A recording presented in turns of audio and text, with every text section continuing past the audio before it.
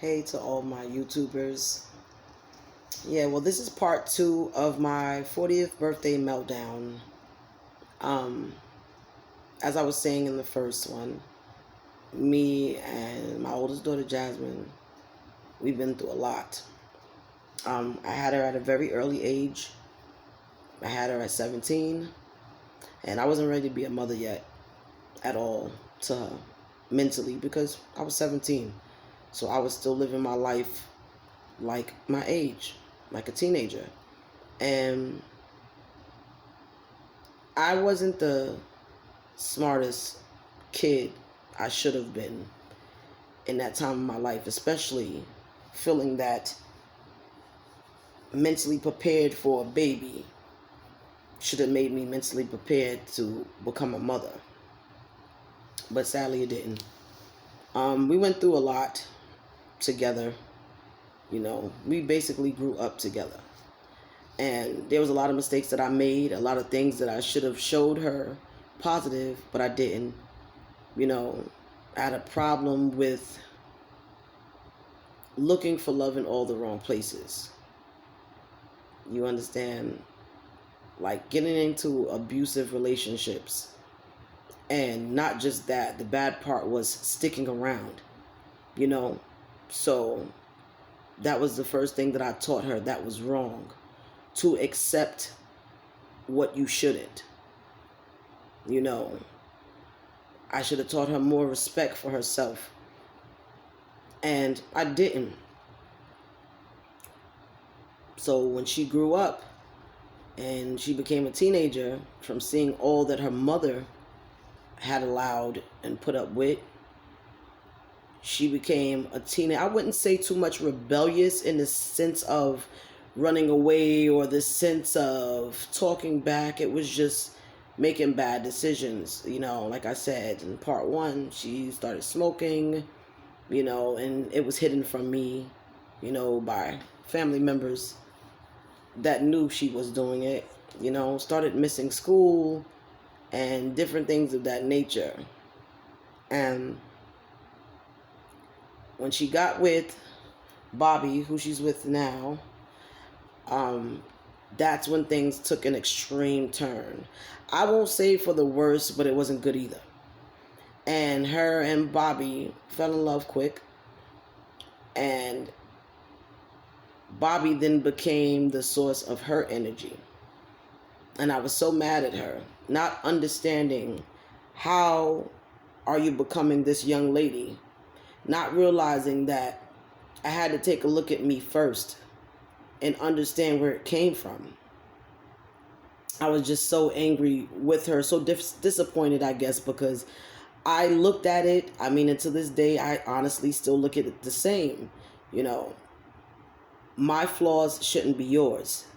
And I felt like she should have just really took note at the things that I were doing wrong and make them right in her own life, and plus the positive guidance that I was physically and spiritually given to her.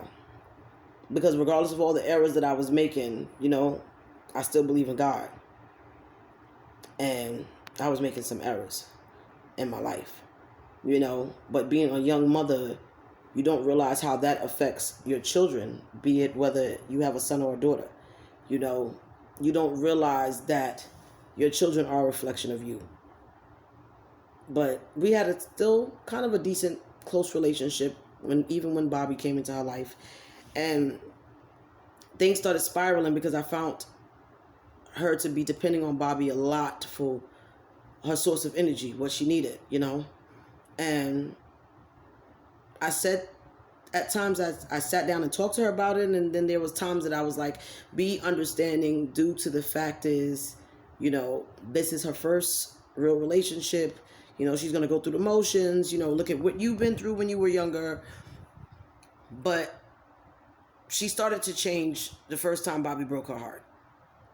When he broke her heart, it was like he took a piece of her, and she became very angry. At times I feel like she was lashing out at me because I was the easier target. I'm her mother. And at times I feel like she was lashing out on me because of Bobby, and things of that nature started occurring. Her smoking started getting worse, and then she constantly wanted to hang out, She constantly was always, hanging with the wrong crowd. And I mean the extreme wrong crowd. So in that part I was so lost because I'm like, wait a minute, I've never showed you these type of negative things, but you can't expect your flaws that you take in your life to be your children's path of flaws that they take in their own. So granted that, and these are all the things that I'm learning now.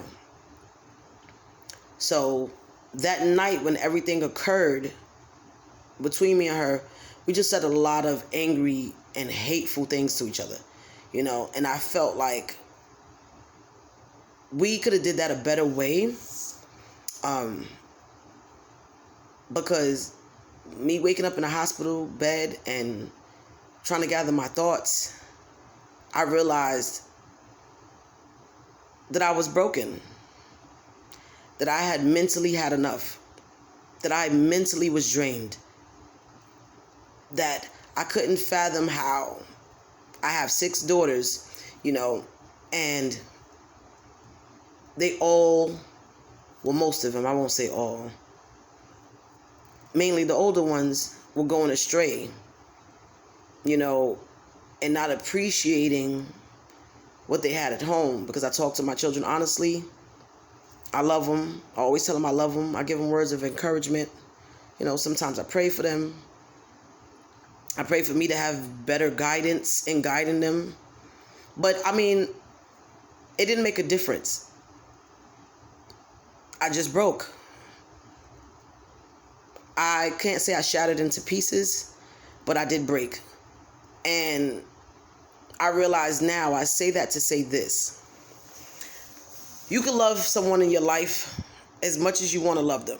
You can realize your flaws. You can realize their flaws. Y'all can talk about it, yell about it, scream about it, fight about it. If you know that whether it's your child, whether it's your parents, whether it's a close family friend, whether it's your spouse, when you realize you and that person are not going to see eye to eye anymore, and it becomes repetition of constantly arguing with each other and constantly going through the motions and constantly just, having an off again, on again relationship, you have to learn one thing. Whether people outside of what you're doing agree with you or not, you need to take time to find your peace. Because you can never truly forgive someone, truly move on, or have a real heart-to-heart conversation if y'all are holding so much against each other. You have to learn to really sit down, sit back, analyze your spirit, deal with you mentally, and deal with the things that are broken that you can fix, and the things that you cannot fix at all. You have to turn it to the man above. And no, I'm not coming up here to preach to anybody, because again, I broke. I am a woman that is broken, and I'm not ashamed to say that. You understand me? Because a lot of us need to be honest with each other. Honest with each other and honest with ourselves. I stopped speaking to my oldest daughter. We haven't spoken since my birthday, again, which was September 20th. I choose to take this time to love on me and mentally and spiritually get me together, because we will never have a bond. We will never get to some understanding or even respect for one another if we can't even appreciate ourselves and the flaws that come with us. I've knocked myself for years when it came to raising my daughters. Like, how could this one turn out this way? Why is this one doing this? Why is this one doing that? And yeah, in parts I take the blame, but at the same time I don't. And I have to give that to God for him to deal with that, because I can't sit there and feel like everything is on me. Because as I was making my flaws in life, I was still teaching them life lessons. What to do, what not to do. And in that, A person grows up and they go their own way. That's just like a child being in church. You know, they could be in church. You could have them in church from the moment they're born. It doesn't mean that when they're 21 or 25 or 35 that they're going to be a Christian. It doesn't mean that when they have their children, they're going to do the same thing with their kids and take their kids to church also. Because you did that with them. So you got to respect the process. So this time I just took, because I feel like right now we're unhealthy for each other. So I just took this time to myself to breathe, to think, to pray, and to deal with me. Many may say it's selfish. Some people may say it's admirable. Some people may say, hey, you're crazy. You're her mother. It doesn't matter what nobody else is saying. Because if I went on what people said or thought about me, I wouldn't be taking this journey right now. And I'm only sharing it with y'all again because, any advice is better than no advice. Any prayer is better than no prayer. And hopefully I can help somebody else out there. Just being honest. Have a great day. Peace.